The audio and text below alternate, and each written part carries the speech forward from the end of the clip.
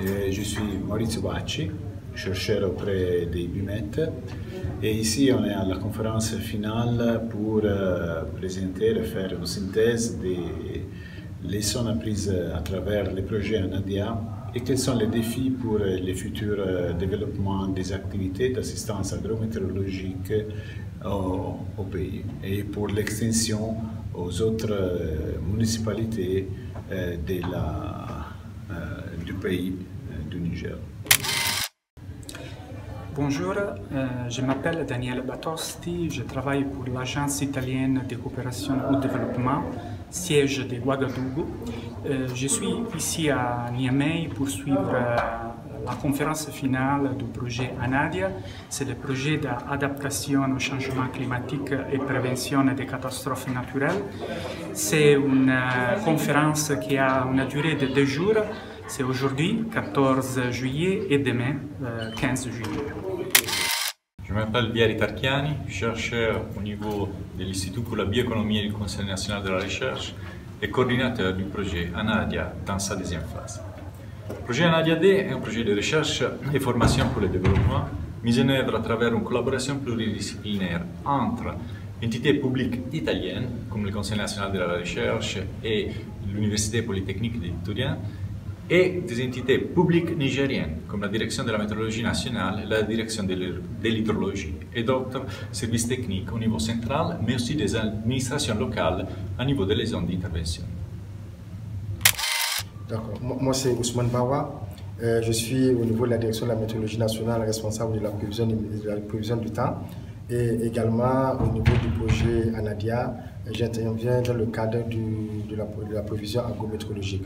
Donc cette activité vise tout simplement à mettre à la disposition des producteurs, des décideurs, des utilisateurs finaux l'information agrométéorologique en termes de séquences sèches ou bien de maxi de jours consécutifs sans pluie pour les prochains 10 jours, de nombre de jours de pluie, les quantités de pluie supérieures à 20 mm journalières et également voir en termes de quantité de pluie prévue pour la prochaine décade.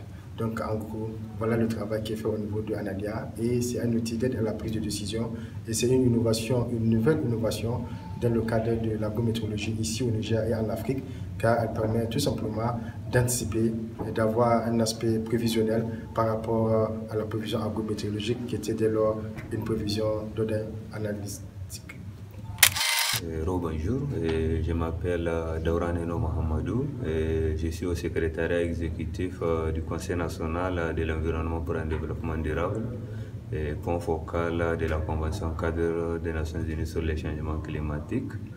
Et par rapport au projet ANADIA, le Conseil national de l'environnement pour un développement durable y a participé donc, à la mise en œuvre des actions donc, qui sont issues du projet et dans les communes d'intervention, plus particulièrement dans la région de Dosso et Tilaberi. Donc on a eu à mener pas mal d'activités allant dans le sens d'information et de sensibilisation de la population bénéficiaire et surtout par rapport à la gestion des risques de catastrophes qui sont liés à l'inondation mais également à la sécheresse. Et on a eu à réaliser donc des films documentaires, des forats, des théâtres pour informer et sensibiliser davantage à la population par rapport à la prévention des risques, mais également par rapport à la prise de décision donc, en matière de gestion des risques de catastrophes dans ces communes d'intervention. Oui, bonjour, je suis docteur Idrissa Oumarou Alele. Donc, je suis chercheur chargé de recherche à l'Institut national de la recherche agronomique du Niger. Alors, j'ai été désigné par l'Institut pour conduire cette activité d'évaluation des travaux, des actions conduites par ANADIA dans ces différents sites d'intervention. Comme vous le savez, effectivement, le climat, c'est quand même un facteur important au Sahel, puisque c'est lui qui favorise la production agricole. Mais malheureusement, quand on regarde avec l'évolution, la variabilité et le changement climatique ont beaucoup perturbé les choses. Et c'est dans ce contexte-là de perturbations qui rendent nécessaire les stratégies d'adaptation que Anadia a intervenues. Donc après quelques années, l'INRAN a été retenu pour faire l'évaluation. Et c'est dans ce sens que nous nous sommes rendus dans les 8 communes où nous avons fait l'évaluation et elle visait à voir l'impact de l'assistance agrométéorologique sur les activités des producteurs. Bonjour, je suis Madame Adamou Aïssab Sita, en service à la direction de la météorologie nationale, responsable de la division application météorologique, et aussi coordinatrice de l'équipe technique Anadia. Donc, mon rôle dans le projet, c'est principalement axé sur l'intervention de l'assistance agrométéorologique au niveau des producteurs ruraux dans les communes d'intervention du projet. Et cette initiative a commencé dans le cadre de Anadia à la fin de la phase 1 en 2015 avec 3 premières communes pilotes, Imana, Goté et Ourodjalayo. Et au cours de la phase 2, on a amélioré la méthodologie d'intervention et on a couvert plus de communes.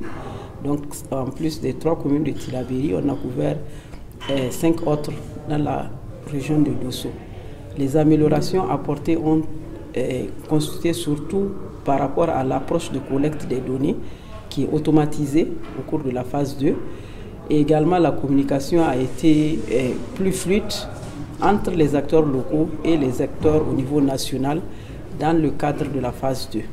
Également, un point fort de l'assistance agro dans la phase 2, c'est le renforcement des capacités des acteurs à tous les niveaux, au niveau local, au niveau national.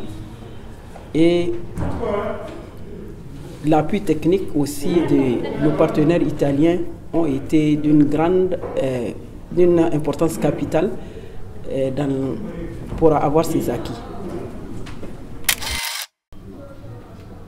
Bonjour, je suis Tiziana De Filippis de l'Institut de bioéconomie de Florence, ici à Niamey pour la dernière finale de Anadia 2. Je présentais la plateforme web Slapis opérationnelle pour le suivi des inondations du bassin de la Sirba. On a présenté toutes les fonctions de visualisation des données hydrologiques, de prévision hydrologique et hydraulique à niveau local et les potentialités des systèmes pour l'élargir à bassin transfrontalier. Ok, bonjour. Tout d'abord, je me présente, c'est M. Mohamed Hussein Ibrahim. Je suis le directeur de l'hydrologie, ici au ministère de l'Hydraulique et de l'Assainissement du Niger. Donc, ma présentation a eu accès sur le système d'observation du modèle ISLAPIS. Donc, vous savez, le modèle ISLAPIS, le système local d'alerte précoce, s'appuie sur le système d'observation pour faire les prévisions. Donc, le système d'observation est d'une très grande utilité pour le modèle ISLAPIS, notamment pour le modèle hydraulique, parce que c'est à partir des débits observés depuis le point le plus en amont, à Bossé-Bongou, que le modèle hydraulique transforme ces débits en hauteur d'eau et fait les scénarios d'inondation tout le long de la rivière Sirba jusqu'à la confluence du fleuve Niger. Et avec ces scénarios d'inondation, on connaît quels sont les seuils d'alerte au niveau de tous les villages le long de la rivière Sirba. Donc j'ai présenté ce système d'observation qui est notamment constitué des échelles de base, mais également des hydromètres, des appareils automatiques de transmission des données. Et ce système nous a été mis en place celui de Bossé-Bongou, grâce au projet Anadia, qui nous a acheté la station automatique, qui nous a permis de mettre une station en place et puis de faire la conversion des hauteurs d'eau et des débits. Et ce projet nous a également aidé à réhabiliter la station de Garbey-Kourou et tout le long des années 2018, 2019, 2020 à faire les séries de réhabilitation et de maintien fonctionnel de ce système d'observation. Je vous remercie.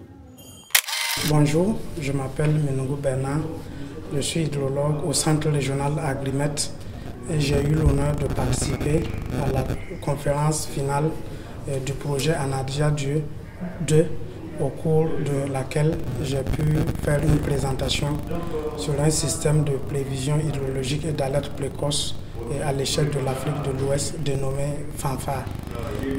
Ce système a été développé dans un contexte où, depuis un certain nombre d'années, on assiste à une recrudescence des inondations au niveau donc de notre sous-région. Et le développement de ce dispositif a été collaboratif et a impliqué les services nationaux d'hydrologie en charge donc des questions d'inondation des pays de l'Afrique de l'Ouest, les services en charge donc des risques de catastrophes. Et les sorties de ce dispositif sont celles qui sont utilisées par le système SLAPIS pour pouvoir donc faire les prévisions au niveau donc du bassin de la Silba. Je vous remercie.